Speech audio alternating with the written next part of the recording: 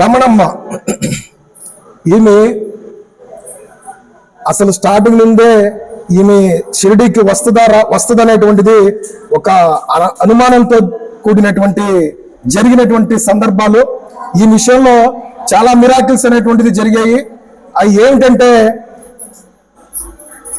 First sir నేను షిరిడీకి సేవకి మీరు తీసుకెళ్తున్నారంట కదా, మరి నేను కూడా సేవకు వస్తాను, నన్ను తీసుకెళ్ళండి అని చెప్పని ఒక రోజు ఫోన్ చేసినప్పుడు ఆమె ఉన్నటువంటి పరిస్థితి ఆ రోజు ఆమె చెప్పింది. ఆ పరిస్థితుల్లో నేను బయటికి రాలేనండి, కానీ నేను షిరిడీకి రావాలి, నన్ను ఎట్లయినా సరే నేను షిరిడి తీసుకెళ్ళండి స్వామి. నేను శ్రీశైలము కానీ తిరుపతి కానీ ఇక్కడ మిగతా ఉన్న చోట్ల చాలా చోట్ల నేను సేవ చేశానండి, కానీ షిరిడీకి రావాలంటే నాకు అవకాశం దొరకట్లేదు, మీరు నన్ను షిరిడీకి తీసుకెళ్ళండి అని చెప్పినప్పుడు ఆమె చేతుల్లో ఎటువంటి ప్రూఫ్స్ కానీ ఇలాంటి ఏం లేవు.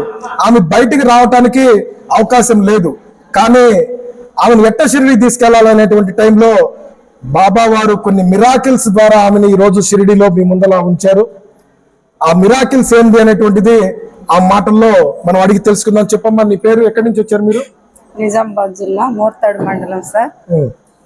నేను నా పరిస్థితి అసలు ఏమీ బాగలేదు. మా భర్త గారు పోయి మూడు నెలలు అవుతుంది. అప్పటికి నేను రాలేనని నిరాశ చెంది ఊరుకున్నాను. సునీత గారు చెప్పింది, సింగరాయకొండ కాజు గారు ఉన్నారు, మేడం నేను నెంబర్ ఇస్తున్నాను, ఆ సార్తో ఒకసారి మాట్లాడండి అని సునీత గారు నెంబర్ ఇచ్చేది. అప్పుడు ఈ సార్కి ఫోన్ చేశాను. అమ్మ నువ్వు అన్నీ పోయి పోలీస్ స్టేషన్కి వాటన్నిటికి పోయి సర్టిఫికేట్లు తెచ్చుకోమన్నాడు. తెచ్చుకోమంటే సార్ నాకు అంత శక్తి లేదు, నేను పోయే ఓపిక లేదు, నేను బయట తిరిగే పరిస్థితిలో నేను లేను, ఆ బాబా దయ ఉంటే మీరు ఎట్నో కట్ట చేసి నన్ను తీసుకెళ్ళండి, నేనేమీ చేసుకోలేను బాబా సార్, నువ్వే చేయాలని అన్న. సరేనమ్మా, నా సాయి శక్తిలో నేను కూడా చేస్తానన్నాడు. సరే సార్, నువ్వు ఏం ఖర్చు అయినా సరే, ఏదన్నా కాగితాలు పట్టి ఖర్చు అయితే నేను పంపిస్తాను, కొంచెం చూడండి సార్, నన్ను ఎట్లయినా తీసుకెళ్ళండి. అన్ని దిక్కులా చేసినా కానీ సాయిబాబా కాడికి పోవాలని ఇప్పటికి 3 సంవత్సరాల నుంచి ప్రోగ్రాం పెట్టుకున్నా నాకు కుదరలేదు, ఎట్లనైనా మీరు దయచేయండి అన్న. సరేనమ్మా చూస్తాను, ఆ సాయి శక్తిలో చూస్తాను అన్నాడు. శ్రీ సాయి మందిరానికి నమస్కారము, కాజు గారికి నమస్కారము, వాళ్ళ భార్య, వాళ్ళ పాప అంతా, వాళ్ళ ఫ్యామిలీ కూడా మొత్తము ఎంతో సహకరించి ఈ 95 మందిని తీసుకొచ్చినా కానీ ఒక్కరిని కూడా ఒక్క మాట అనకుండా వాళ్ళు ఎంతో నిదానంగా, ఎంతో ఓపికగా, ఎంతో మంచిగా చేస్తున్నారు సేవ. మళ్ళీ మళ్ళీ రావాలని కోరుకుంటున్నా నేను. కానీ నన్ను అంత పరిస్థితిలో ఉన్నా తీసుకొచ్చింది ఈ సాయి కాజు గారికి కోటి ధన్యవాదాలు, బాబా గారికి కోటి ధన్యవాదాలు. ఓకేమ్మా, ముఖ్యంగా ఈరోజు ఈమె సేవకు రావటానికి మాకు ఒక ఆయన, మా పెద్ద ఆయన ఉన్నారు, శంకర్ రెడ్డి గారు, ఆయన కృషి వల్లే ఈరోజు మనం మన రమణమ్మ గారిని సేవకి తీసుకురాగలిగాము. అలాగే బాబా వారి ఆశీస్సులు ఉన్నాయి కాబట్టి ఆమెను ఈరోజు సేవకి తీసుకురాగలిగాము. మరి ఆమె ఉన్నటువంటి పరిస్థితుల్లో సేవకి రావాలనేటువంటి సంకల్పం నిజంగా ఎవరు కూడా చేయరు, కానీ ఆమె చేసింది. బాబా వారి ఆశీస్సులు ఉన్నాయి కాబట్టి ఆమె ఇక్కడికి రాగలిగారు. మరి ఈ రోజు మీరు ఇక్కడికి సేవకు వచ్చారు కదా, ఎక్కడ సేవ చేశారు? మరి బాబా వాళ్ళు ఎక్కడ మీకు ఇప్పుడు ఈ రోజు మొదటి రోజు మిమ్మల్ని చూస్తే నేనే ఆశ్చర్యపోయాను.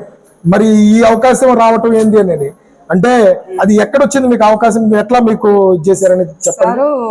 మేడం నన్ను ఒక రాత్రి కోరుకునేది, నువ్వు గుళ్ళేకి రమ్మా అని చెప్పి, సరే వస్తానమ్మా, నేను గుళ్ళేకి వస్తానన్నాను. అయితే అక్కడ సెక్రటరీ అయినా బొట్లు పెట్టండి అమ్మ ఇక్కడని ఇంకొక అమ్మాయిని నన్ను అక్కడ ఇచ్చారు. అయితే నేను బాబా కాడికి పోయి దర్శనం చేసుకొని వస్తాను అక్కయ్య, నువ్వు ఇక్కడే ఉండు అని చెప్పి నేను అక్కడికి వెళ్ళాను. అక్కడికి వెళ్ళిన తర్వాత వాళ్ళ అమ్మ ఇక్కడ ఉండి ఈ లైన్ తీ అని చెప్పేశారు. అక్కడే ఇంకా నిలబడిపోయాను. ఇంకా లైన్ తీస్తుంటే ఇంకా నన్ను మీరు ఇక్కడే ఉండండి డ్యూటీ అయిపోయేదాకని వాళ్ళ అక్కడ ఉన్న పోలీసు వర్కర్స్ అంతా చాలా మంచిగా చేస్తున్నావమ్మా, నువ్వు ఇక్కడే ఉండు, వాళ్ళ భాషలో చెప్తున్నారు. నాకు కొంత అర్థమవుతుంది, కొంత అర్థం కాల. వాళ్ళు కూడా ఆడవాళ్ళు కానీ మగవాళ్ళు కానీ అక్కడ సెక్రటరీ అందరూ కూడా మంచిగా సహకరించి నువ్వు ఇక్కడే ఉండని చేపించారు నా చేతులకి. నేను చాలా బాగా డ్యూటీ చేశాను ఈరోజు. నాకు కూడా చాలా సంతోషం అయింది.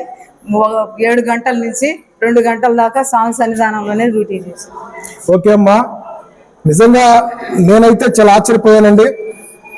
బాబా వారు ఆమెకు అవకాశం కల్పించి ఆమెను తీసుకుని వెళ్ళి ఈరోజు మొదటి రోజు బాబా పాదాల దగ్గర ఫస్ట్ టైం ఎవరిని కూడా అంతసేపు బాబాకి దగ్గరలో దాదాపు ఒక 2-3 అడుగుల దూరంలో బాబా వారు ఆమెను పెట్టుకున్నారు సేవకి.